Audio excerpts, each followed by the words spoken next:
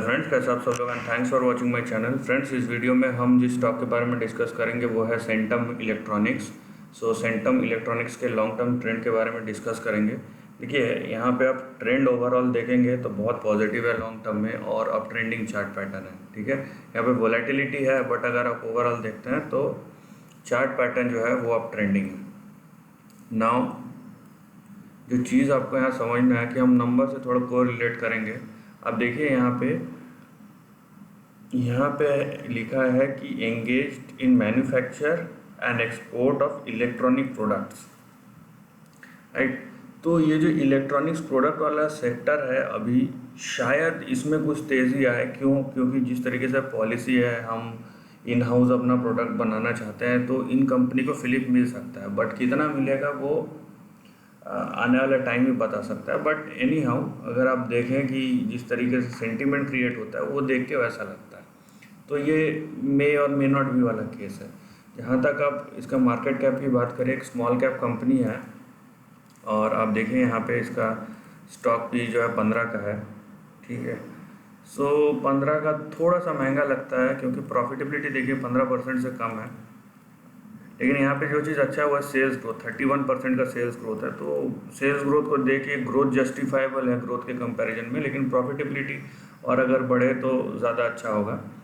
Any how reasonable बोल सकते हैं इसको। रेशियोज़ में देखते हैं कंपैरिजन करके। अगर आप रेशियो देखते हैं तो देखिए इनका प्रॉफिटेबिलिटी रेशियो 2014 में 40% तक था, वहाँ से घटते घटते घटते घटते 2% पे आया, अभी 2% से फिर से बढ़ रहा है।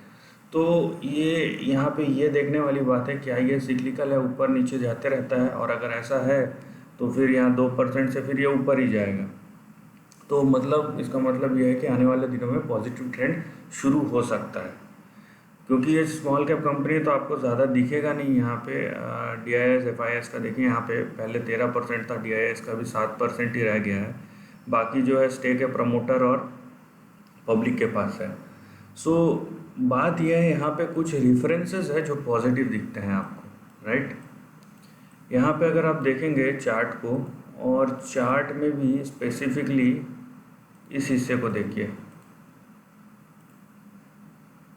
ठीक है। यहाँ पे आपको क्या दिखता है, यहाँ पे आपको दिखता है कि अपने लो से 78% ये बढ़ चुका है। ये भले ही आपको छोटा दिख रहा हो, लेकिन ये 78% ऊपर जंप मारा है। नाउ अब हम लॉन्ग टर्म ट्रेंड के बारे में डिस्कस करेंगे यहाँ पे।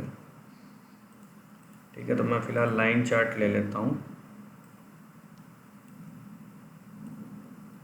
ताकि जो एक्सेस है वो हट जाए। यहाँ पे आपको दिखेगा कि किस तरीके से ट्रेंड का फॉर्मेशन हुआ है।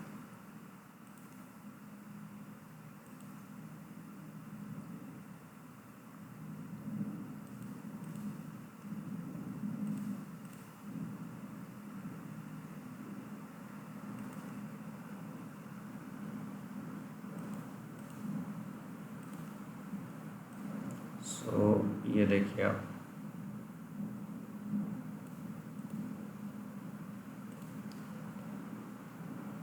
बात यह है कि चीज़ें रैंडम लगती है लेकिन होती नहीं है।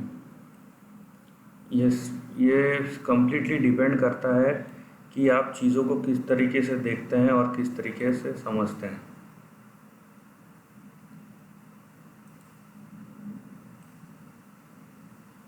राइट।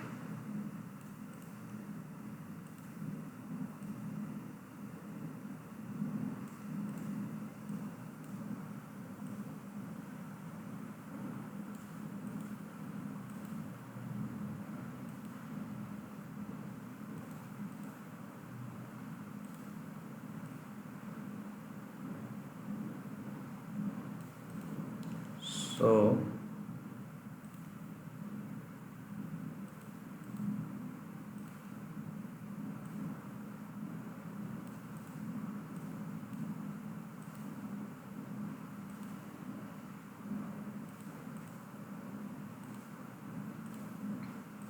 ये देखिए, अब ये देखिए, आपको यहाँ पे ट्रेंड पता चलेगा कि कहाँ पे है और किस तरीके से, राइट। अभी आपको ट्रेंड क्लियर दिखेगा। यहाँ पे देखिए आप, ये जो लाइन है ये बहुत ही इम्पोर्टेंट लाइन है, क्योंकि ये एक इंटरसेक्शन जैसा काम कर रहा है। ठीक है, ये थोड़ा सा सेट होने में, यस। सो आप देखिए यहाँ पे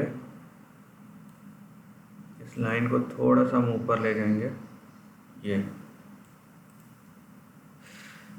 सो एक्चुअल में ये ब्रेकआउट था, ठीक है, आप बोल सकते हैं ब्रेकआउट था, और उसके बाद ये यहाँ रीटेस्ट करने के चक्कर में इसे नीचे चले गया।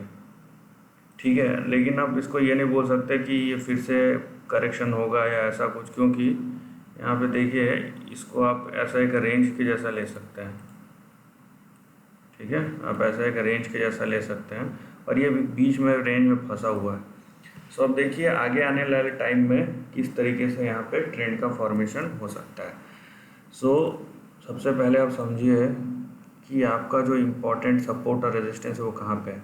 आपका जो इम्पोर्टेंट सपोर्ट लेवल है वो 213, और उसके बाद यहाँ पे 167, मैं थोड़ा सा जूम कर देता हूँ, यहाँ पे दिखता है। ठीक है, तो सबसे पहले सपोर्ट लेवल, इसके नीचे नहीं जाना चाहिए, इसके नीचे गया तो पोजीशन क्लोज। उसके बाद देखिए आपका जो रेजिस्टेंस है जिसके बीच में फंसा हुआ है वो इन दोनों रेंज के बीच में आता है, 38 से 348 के बीच में, राइट। सो जैसे ही ये इसके ऊपर गया, एंड टू बी प्रिसाइज इस लाइन यहाँ पे 352 के ऊपर सस्टेन करता है, इस ट्रेंड को देखिए, तो ये फिर पुराना ट्रेंड एक्टिव हो जाएगा और इसको हम बोलेंगे कि एक नया ब्रेकआउट हुआ है, राइट। यहाँ पे एक नया ब्रेकआउट हुआ है। अब ये नया ब्रेकआउट आपको कहाँ तक ले जा सकता है, यहाँ पे देखिए ये 167 में भी आने का पॉसिबिलिटी है, क्योंकि नीचे तक आया नहीं है। ठीक है, लेकिन ये ज़रूरी नहीं कि आए यहाँ पे, राइट, क्योंकि यहाँ पे सपोर्ट लेके ऊपर बहुत अच्छे तरीके से गया, तो ज़रूरी नहीं है कि यहाँ पे आए, बट आपको पॉसिबिलिटी रखना चाहिए ताकि रिस्क रिवॉर्ड कैलकुलेट करने में आसानी हो। नाउ ये अगर 352 के ऊपर जाता है तो हमें क्या एक्सपेक्ट करना चाहिए यहाँ पे, तो उसके लिए मैं ज़्यादा पीछे नहीं जाऊँगा, मैं प्रीवियस रेफरेंस लूँगा। आप यहाँ पे देखिए, यहाँ पे आपको दिखेगा 1988 2000 पॉइंट का राइज। सो यही चीज़ हम यहाँ पे भी एक्सपेक्ट करेंगे। मतलब अगर ये जाता है तो लॉन्ग टर्म में हमें 3800 तक के लेवल्स देखने मिल सकते हैं ऊपर। ठीक है, आप इसको रेंज की तरह रखिए, ये ठीक है, 2900 से 4500 के बीच में। क्यों? क्योंकि हमको पता नहीं है ना, प्राइस यहाँ जाएगा, यहाँ जाएगा, यहाँ जाएगा, इस तरीके से इसके बीच में कहीं पे भी जाएगा। सो आप इसको ऐसे रखिए, ठीक है। एंड ये लॉन्ग टर्म के लिए है, पहली बात तो। और मोस्ट इम्पॉर्टेंटली आपने देखा होगा मैं जिस लाइन पे फोकस कर रहा हूँ वो ये लाइन है, ठीक है। मैं फ़िलहाल इन दोनों लाइन को एक्सक्लूड कर रहा हूँ, ये जो ऊपर के दो लाइन है ना, इन दोनों लाइन को मैं एक्सक्लूड कर रहा हूँ, ये दोनों ऊपर के लाइन को, क्योंकि इसकी पॉसिबिलिटी फ़िलहाल कम दिखती है।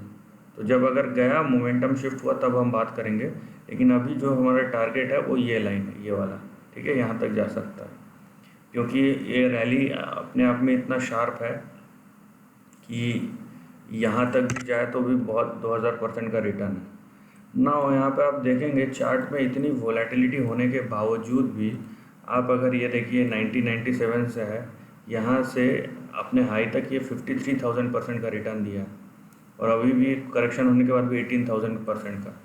सो यहाँ पे आप समझ सकते हैं कि चीज़ें वोलेटाइल ही क्यों ना हो, लेकिन कंपनी अगर लगातार प्रॉफिट कमा रही है, कैश जनरेट कर रही है, तो over a period of time आपको वोलेटिलिटी के बावजूद भी अच्छा रिटर्न देखने मिल सकता है। तो यहाँ पे जो दो चीज़ पता चलता है, यहाँ पे तो ट्रेंड के बारे में तो इन्फॉर्मेशन दे रहा हूँ, वो दूसरी बात है, लेकिन यहाँ पे ये भी दिखता है कि over a period of time ऐसा कोई मैजिक नहीं होता है, ठीक है। ओवर अ पीरियड ऑफ कुछ भी मैजिक नहीं होता, चीज़ें बहुत सिंपल होती है। हम चीज़ों को कितना कॉम्प्लिकेट करना चाहते हैं ये हमारे ऊपर है, और investing is all about keeping things as simple as possible. जितना सिंपल और जितना आसान रख सकते हैं रखिए, देखिए उसके बाद इन्वेस्टिंग कितना आसान हो जाता है। तो this is the end of the video दोस्तों। वीडियो पसंद आया तो लाइक और शेयर कीजिए, थॉट्स कमेंट सेक्शन में लिख के बताइए और ऐसे नए कंटेंट के लिए चैनल को प्लीज़ सब्सक्राइब कीजिए।